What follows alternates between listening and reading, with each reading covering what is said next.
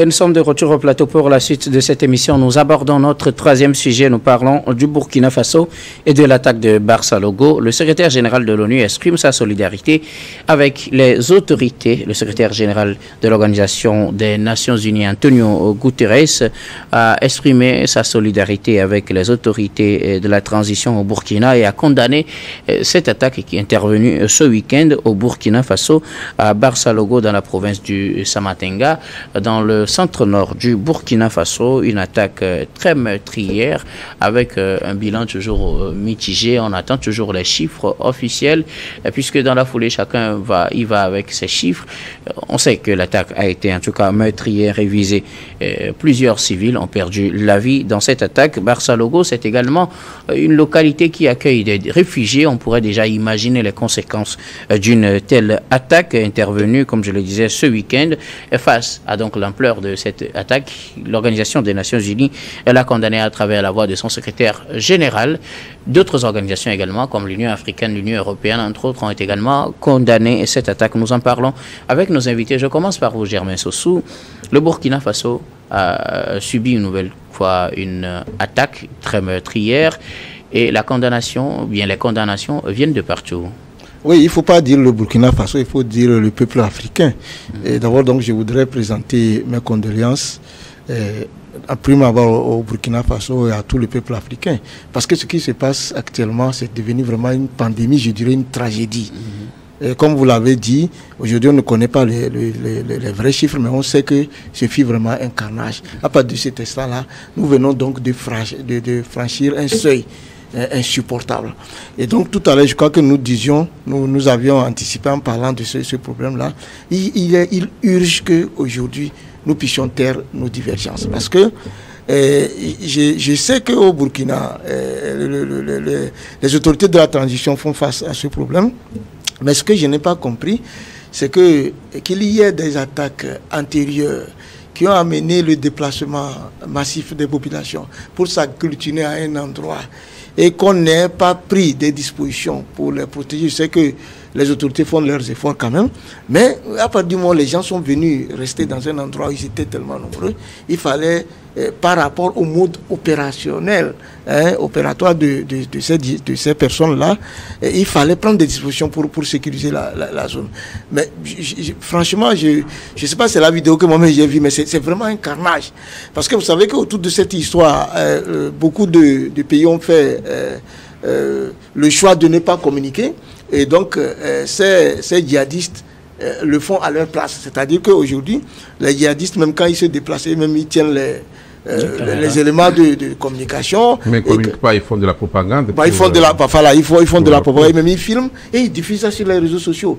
Du coup, donc, c'est une stratégie qui a pour objectif de révolter les populations contre les dirigeants. Et je crois que ce qui se passe au Burkina aujourd'hui doit réveiller tous les peuples, tous les dirigeants africains et toutes les bonnes volontés en Afrique pour se dire il faut vraiment que nous laissons taire toutes nos divergences et que nous fassions face à ce phénomène-là.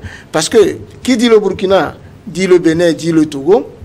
Aujourd'hui, nous disons que l'attaque est meurtrière au Burkina. Qui sait si demain, le plan, ce n'est pas pour attaquer les autres pays. Et donc, je crois qu'encore une fois, il faut faire tout pour que nous puissions rapidement nous mettre ensemble. Et aujourd'hui, il faut que les moyens les plus qui sont disponibles, ici, il faut même aller les chercher davantage, que ce soit les moyens de communication, que ce soit les moyens sécuritaires, il faut mettre tout. Il faut même ne pas aujourd'hui hésiter, s'il y a possibilité, à diversifier les partenariats. S'il faut, comme il faut faire même des accords avec les diables, il faut le faire pour que nous puissions trouver donc une solution rapide à ce problème, à ce phénomène. Emmanuel Vigien, Tommy, une attaque, comme le dit Germain, qui ne concerne pas uniquement le Burkina, mais avec un lourd bilan qui a suscité des condamnations de partout, dont celui du secrétaire général de l'Organisation des Nations Unies. C'est toute l'Afrique qui est en deuil en réalité. Vous savez, c'est vrai que beaucoup de gouvernements ont choisi de ne pas communiquer, surtout donner les chiffres après les attaques de ces forces du mal, ces forces de goujaterie, de sadisme, qui aiment la tragédie, qui aiment verser du sang. Mais le bilan est très lourd. Le bilan est très lourd. L'ONU sort de son silence pour se prononcer sur cette attaque. Pire que tout, les populations ont été prises par surprise.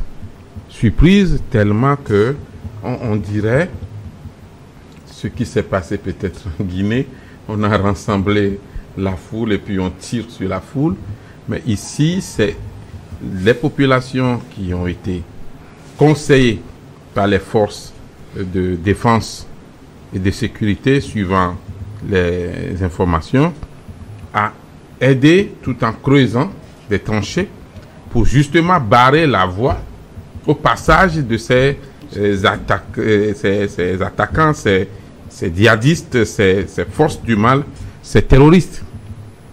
Alors, en pleine action, en pleine activité, les terroristes descendent, arrosent, font du carnage, massacrent des populations à main nue. Aujourd'hui, il y a un comité des victimes qui a été créé dans la zone. Et ils appellent ça comité pour la justice de Barça-Logo.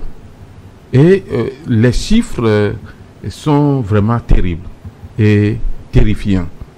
En ce sens que si certaines sources parlent de 100 personnes au moins décédées, tuées, d'autres parlent de 200, et le comité de victimes parle de plus de 400. Et le comité allait loin jusqu'à accuser le gouvernement de les avoir abandonnés, de n'avoir pas su jouer son rôle. Aujourd'hui, ce qu'il faut reconnaître, c'est que nous sommes tous face à un fléau que constitue le terrorisme, et il est temps que les pays unissent leurs forces pour pouvoir vaincre ces forces du mal et pour éviter ces mauvaises nouvelles pour nos populations. Qu'on ne soit pas avec les dirigeants de l'AES, c'est une chose, mais ces attaques sont à condamner et il faut trouver vraiment les moyens de riposter et de neutraliser ceux qui ont commis ces massacres qui vraiment touchent tous les cœurs, même de ceux qui sont sceptiques. Merci. Samir Ouroussama, une attaque très meurtrière qui suscite des condamnations de par le monde. Non, je pense que c'est l'attaque terroriste la plus meurtrière que le Burkina Faso n'ait eu à connaître véritablement. Et comme c'est de coutume en droit international, les réactions d'horreur et d'indignation affluent de partout. Il y a l'Union européenne, il y a l'Union africaine, il y a des pays frères et amis du Burkina Faso. Et puis il y a le secrétaire général de l'ONU. Vous savez, souvent c'est le langage diplomatique. On condamne d'abord, on compatit, donc on présente des condoléances. Après on exprime sa solidarité. Après on demande à ce que les coupables soient poursuivis et soient punis sévèrement. Donc c'est ce à quoi nous avons assisté. Mais après cela, on doit pouvoir s'interroger. On doit pouvoir se remettre en cause. On doit pouvoir réfléchir sur ce qui n'a pas marché véritablement. Parce que, en voyant la démarche entreprise par l'évêque de Kaya, qui est une localité située à près de 45 km donc la région de Kaya, qui est une localité située à près de 40 et voire plus de kilomètres du lieu où l'attaque a été perpétrée. Kaya, où les gens sont soignés même. Il a dit un truc très intéressant. Il dit, au-delà de tout, il appelle les Burkinabés à plus de conscience et de responsabilité pour faire face à ce drame sécuritaire. Donc, les Burkinabés doivent s'adresser à Dieu. Et non seulement les Burkinabés doivent s'adresser à Dieu en multipliant les prières et les supplications, mais au-delà de tout, les Burkinabés doivent se parler en prenant conscience véritablement. Ils doivent se parler entre eux. Qu'est-ce qui n'a pas marché? Je pense que dans une des interventions du président Bazoum, à l'époque, il disait que lorsque de telles situations surviennent, lorsque nos pays sont attaqués régulièrement, la question que nous devons nous poser, qu'est-ce que nous avons fait qui n'a pas marché? Qu'est-ce que nous devrions faire que nous n'avons pas fait? Au lieu de toujours indexer l'extérieur, est-ce que nous avons les capacités techniques, matérielles, humaines nécessaires pour faire face à ce phénomène aujourd'hui? Est-ce que nous avons les ressources nécessaires véritablement? La deuxième question qu'on doit pouvoir se poser, est-ce que la stratégie, les techniques que nous avons mis en place pour traquer l'ennemi, est-ce que ces techniques-là ont marché? Est-ce que ces techniques-là sont pertinentes? Est-ce qu'elles sont suffisantes?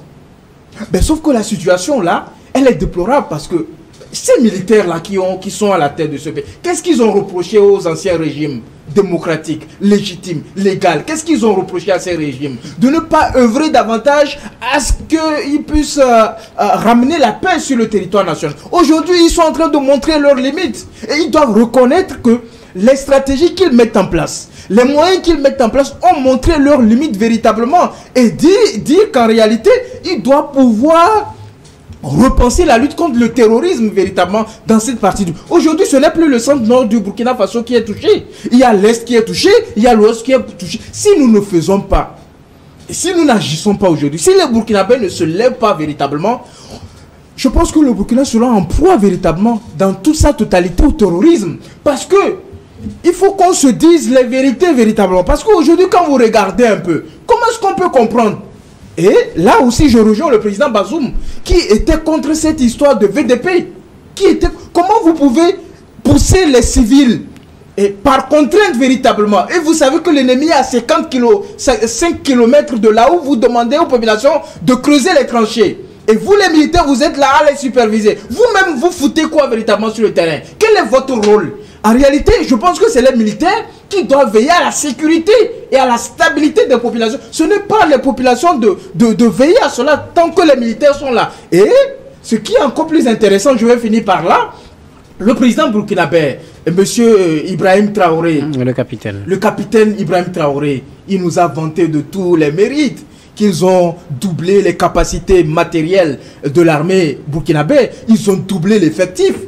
Mais ça veut dire que si l'armée burkinabé n'arrive pas à déployer l'effectif militaire sur le territoire et il faut faire appel aux VDP qui doivent creuser les tranchées. Je rappelle que l'initiative des VDP existait bel et bien avant l'arrivée du capitaine Ibrahim Traoré.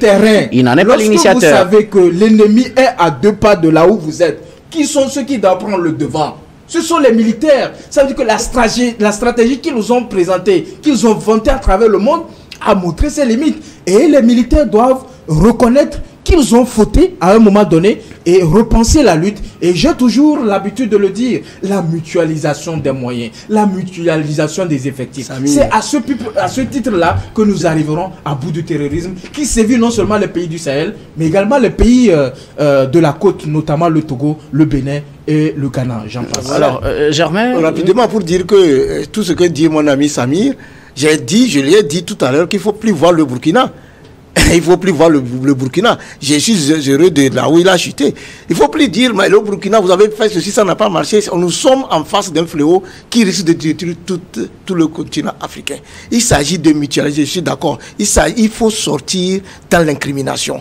Aujourd'hui, quel que soit qui on mettrait au Burkina là-bas, on a un grand problème. Donc il ne s'agit pas de dire celui-là est venu. Mais les gens sont venus de bonne foi, même s'ils ont fait le coup d'État. Nous avons un problème africain, il faut qu'on trouve des solutions pour le résoudre. C'est ce que je voudrais dire.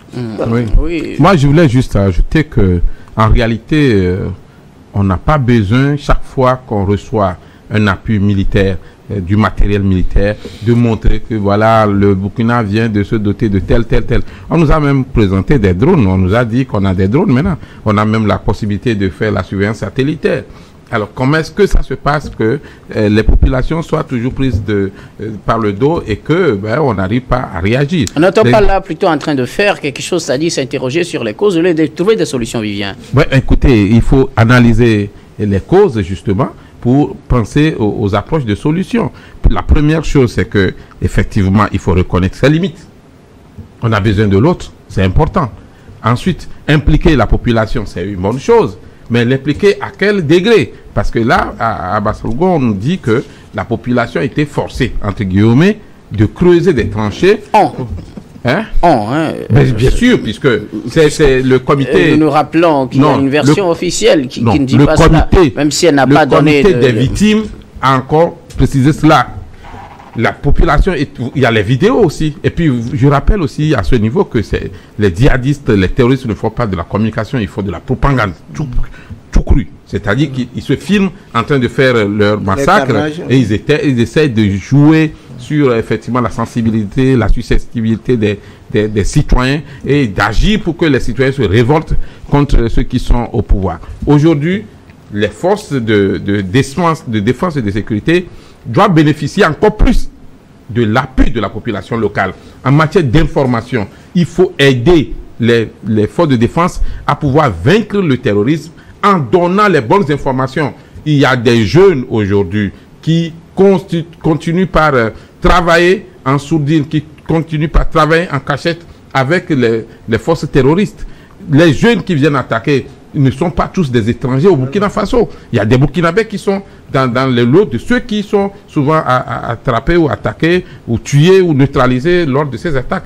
Donc, faire prendre conscience à la jeunesse que contribuer à faire évoluer le terrorisme, quel que soit ce qu'on vous promet, quel que soit ce qu'on vous donne, c'est être un mauvais patriote et vous êtes maudit, comme on le dit chez nous en Afrique, parce que vous tuez vos propres parents, vous tuez vos propres frères, vous tuez vos propres sœurs. Et enfin, il faut mutualiser les forces au niveau de la sous-région. Que le Togo, le Burkina Faso, le Mali, tout ça là. On oublie les questions de l'AES et de CEDEAO, mais il faut mettre les forces ensemble pour lutter contre les terroristes et les djihadistes. Il faut les traquer. Et que l'ONU ne s'arrête pas seulement à la dénonciation, à la condamnation. Et que l'ONU nous aide. Comme on a aidé certains pays à tuer Kadhafi, il faut nous aider aussi à cette fois-ci tuer les forces du mal, à neutraliser les terroristes. Qu'on ne condamne pas seulement du bout des lèvres. Ça en est assez là. Merci beaucoup. Oui, Samir, quelle solution dans une telle situation? Moi, je voudrais dire une chose. Et je pense que nos militaires s'en rendent compte de l'évidence parce que... En réalité, vous répondez à ma question, oui, bien sûr. Oui, véritablement. Parce qu'ils se rendent compte qu'en réalité, ce n'est pas en étant à la tête du pays qu'on arrivera à bout donc, de ce terrorisme. Et donc, les militaires doivent changer de stratégie. Il faut qu'ils retournent dans les casernes. Il faut qu'un capitaine doit être sur le terrain de bataille. Monsieur Ibrahim Traoré. Il n'est pas le seul capitaine de l'armée burkinabé quand même. Ibrahim Traoré et ses collègues militaires doivent comprendre qu'en réalité, en cette phase critique de leur histoire, ils doivent laisser ces instances politiques et retourner dans les casernes et se mettre au service donc de la nation en allant sur le terrain, en dirigeant donc les combattants sur le terrain. Et donc, on pourrait peut-être envisager créer par exemple ce qu'on appelle un conseil militaire au niveau donc de la présidence de la République où les hauts gradés, donc les grands officiers, siègent véritablement et donc qu'ils réfléchissent tactiquement, ils réfléchissent stratégie, ils réfléchissent politique, militaire pour venir à bout de ce phénomène. Mais je pense qu'en réalité, nos militaires, nos amis militaires au Burkina Faso doivent quitter le champ politique.